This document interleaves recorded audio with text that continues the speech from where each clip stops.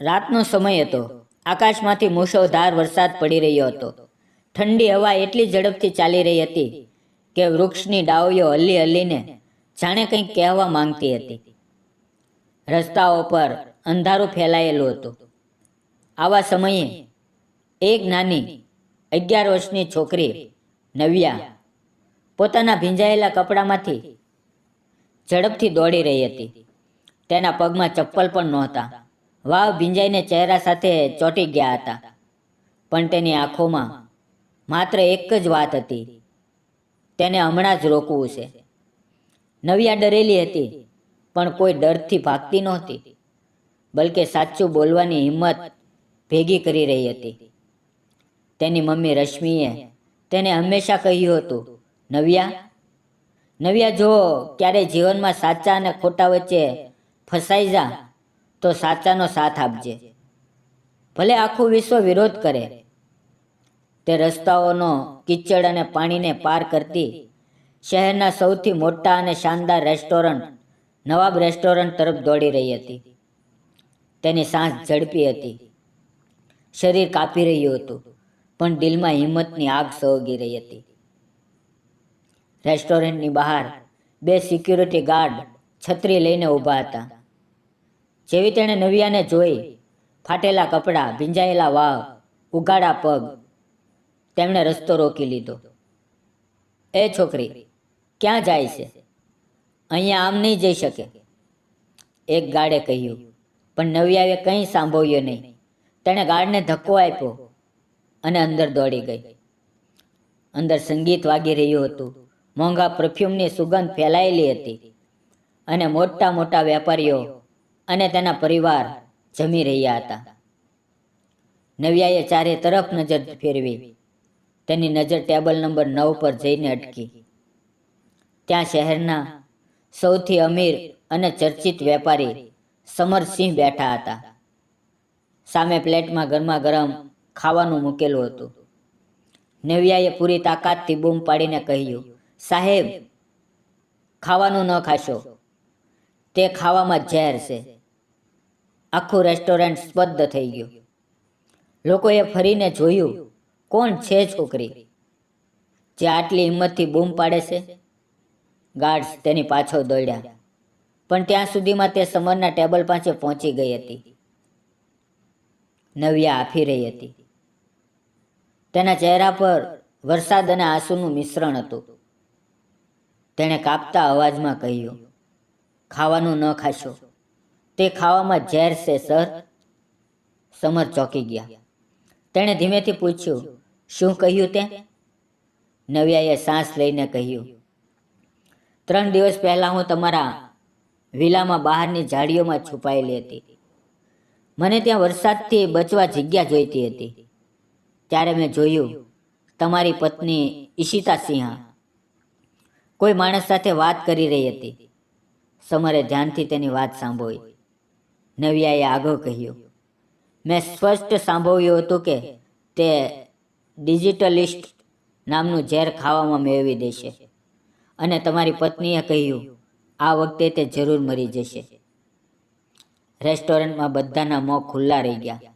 સમરની પત્ની ઈશિતા, જે તે જ ટેબલ પર તેમની સામે બેઠી હતી, પણ તે સમયે વોશરૂમમાં હતી.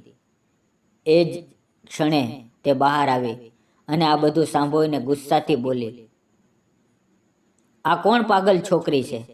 કોણે તેને અહીંયા મોકલી? ઈશિતાએ બનાવટી આશ્ચર્ય દાખવતા મેનેજરને કહ્યું, તેને તરત બહાર કાઢો, આ બાળકી ખોટું બોલે છે. પણ નવ્યા પાછી ન હટી. તેની આંખોમાં સત્યની ચમક હતી. તે બોલી, હું ખોટું નથી બોલતી. મેં બધું સાંભળ્યું છે.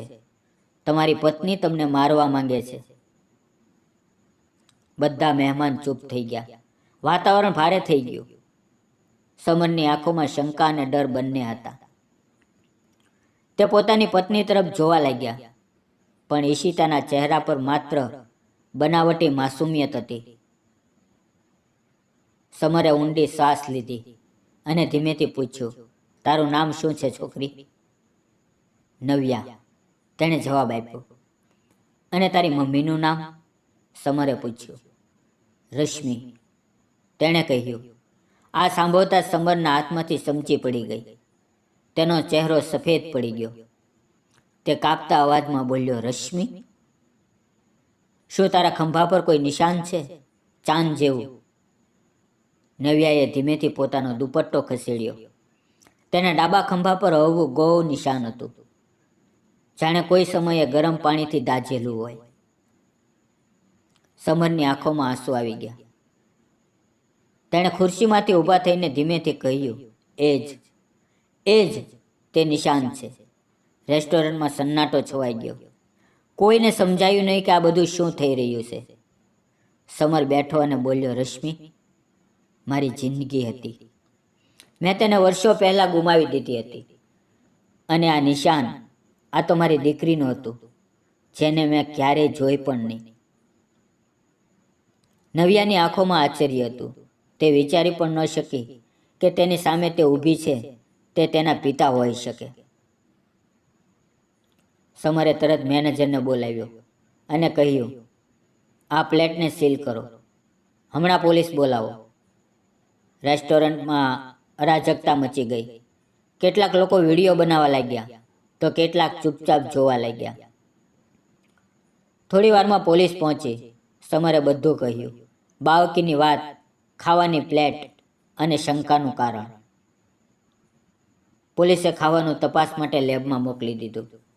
નવ્યા કાપી રહી હતી, પણ સમરે તેના માથે હાથ મૂકીને કહ્યું, ડરીશ નહીં, હવે હું છું. જો તું સાચું કહા છો તો કોઈ તને કંઈ નહીં કહે.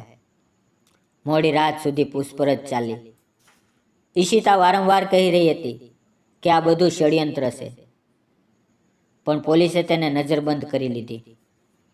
બીજે દિવસે રિપોર્ટ આવ્યો. ખાવામાં સાચે જ ડિજિટ લિસ્ટ નામનું ઝેર મેળવેલું હતું.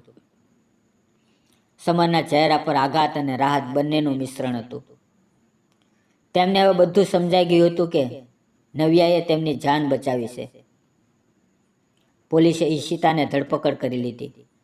સમરે તેને જોઈને કહ્યું, જે સ્ત્રી પર મેં વિશ્વાસ કર્યો તેણે મને મારવાનો પ્રયત્ન કર્યો, અને જે બાળકીને હું ઓળખતો પણ નહોતો તેણે મને બચાવી લીધો. નવ્યાની આંખોમાં આંસુ હતા, પણ પહેલીવાર તેને લાગ્યું કે તેના દુઃખની કિંમત કોઈએ સમજી છે.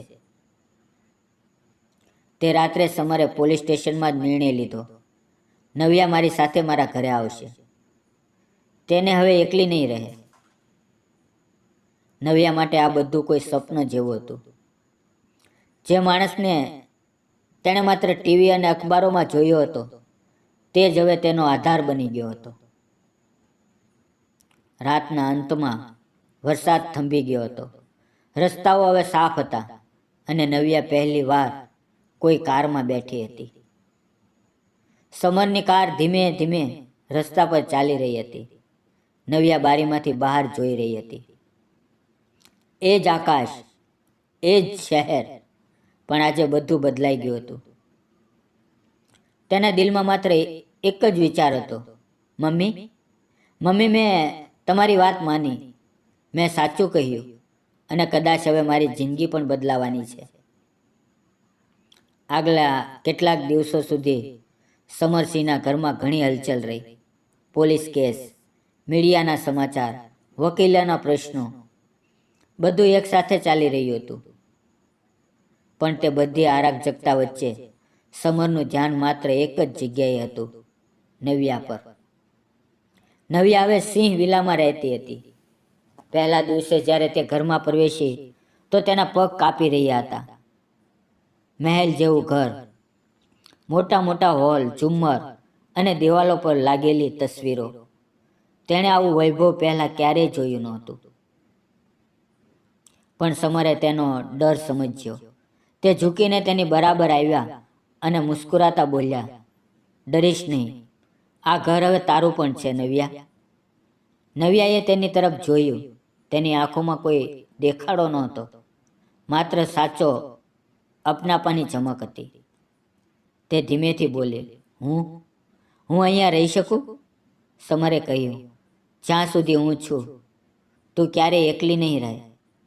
તે દિવસથી નવ્યાના જીવનનો નવો અધ્યાય શરૂ થયો.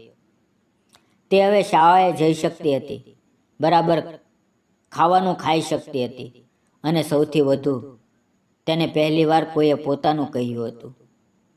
જોકે કાયદા મુજબ હજુ પુરાવા જરૂરી હતા. સમરે પોલીસને કહ્યું કે તે DNA ટેસ્ટ કરાવવા માંગે છે, જેથી સાબિત થાય કે નવ્યા સાચે જ તેમની દીકરી છે કે નહીં. નવ્યાને આ બધું સમજાતું નહોતું, પણ તે ચૂપચાપ સાથ આપતી રહી. તેણે માત્ર એટલું જ કહ્યું, જો હું તમારી દીકરી ન પણ નીકળું તો પણ હું તમને પાપા કહીશ, કારણ કે તમે મારા પર વિશ્વાસ કર્યો. સમરની આંખો ભરાઈ આવી. તે બોલ્યા, અને જો રિપોર્ટ કહે કે તમે મારી દીકરી જ છો, તો હું વિશ્વને કહીશ કે મારી પાસે હવે સૌથી મોટી દોલત છે, મારી દીકરી નવ્યા. નવ્યા મુસ્કુરાઈ. તેને લાગ્યું જાણે તેની મમ્મી રશ્મિ ક્યાંક આકાશમાંથી આ બધું જોઈ રહી છે. ટેસ્ટ પછી બંને બેચેનીથી રિપોર્ટની રાહ જોવા લાગ્યા. સમર પોતાની ઓફિસમાં હતા, પણ દર મિનિટે ઘરે ફોન કરતા.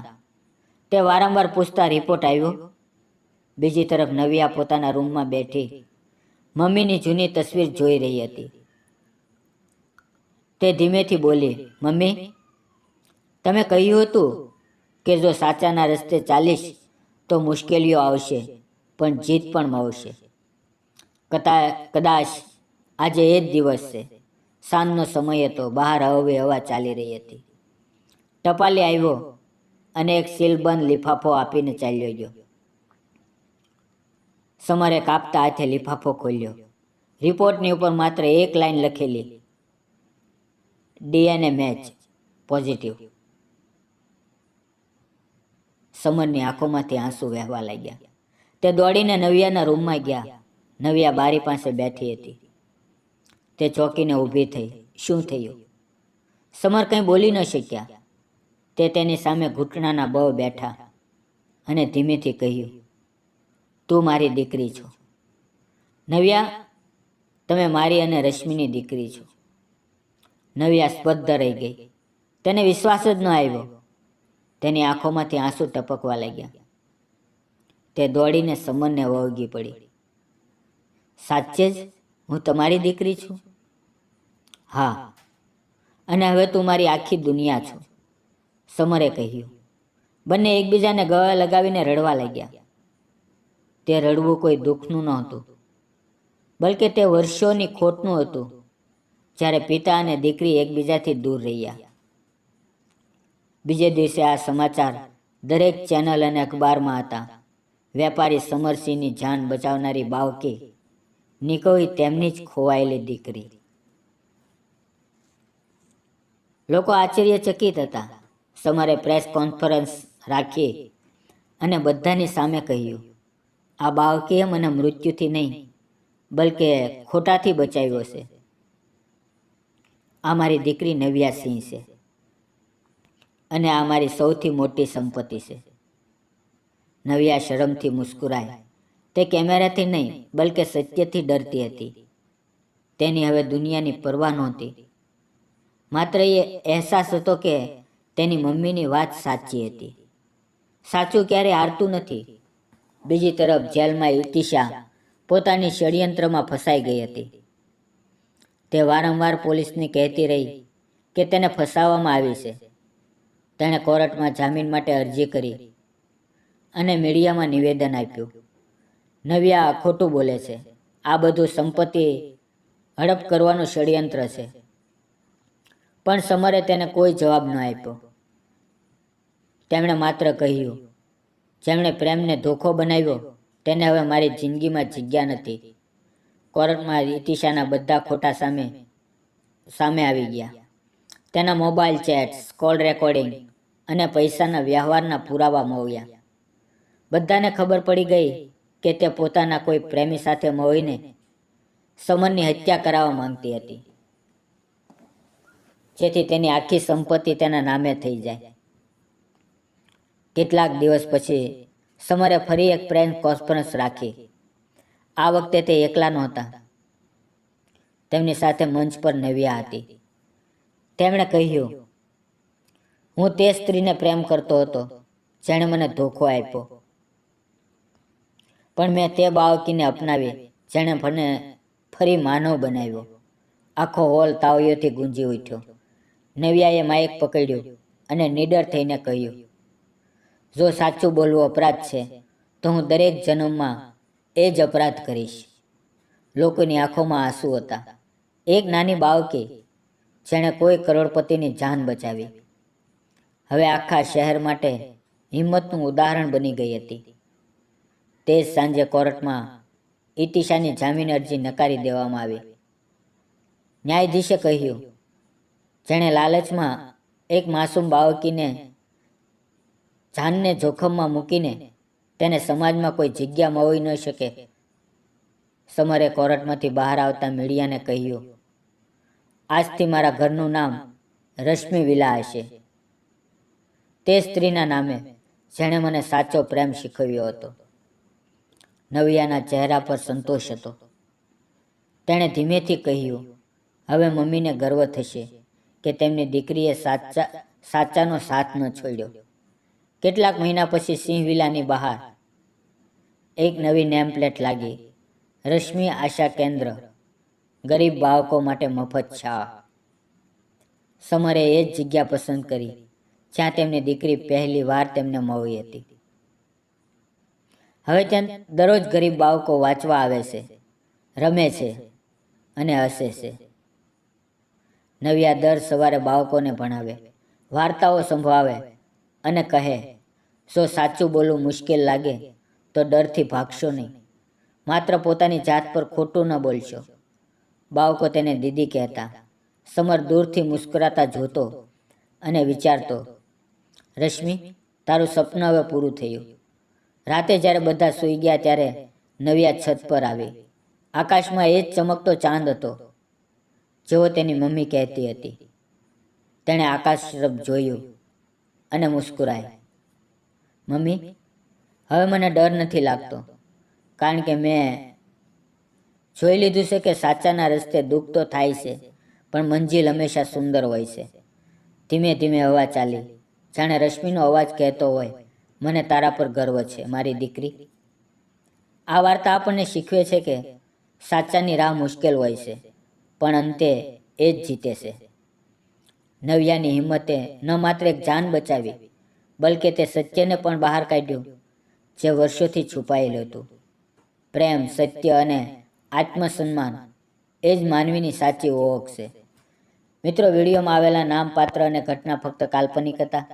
તેનો કોઈ પણ જાતિ, ધર્મ કે વ્યક્તિ સાથે સંબંધ નથી. વિડીયોમાં આવેલા દરેક પાત્ર કાલ્પનિક છે. આ વિડીયો માત્ર શૈક્ષણિક અને મનોરંજન માટે બનાવવામાં આવ્યો હતો. તેને અન્યથા ન જોશો. ધન્યવાદ મિત્રો.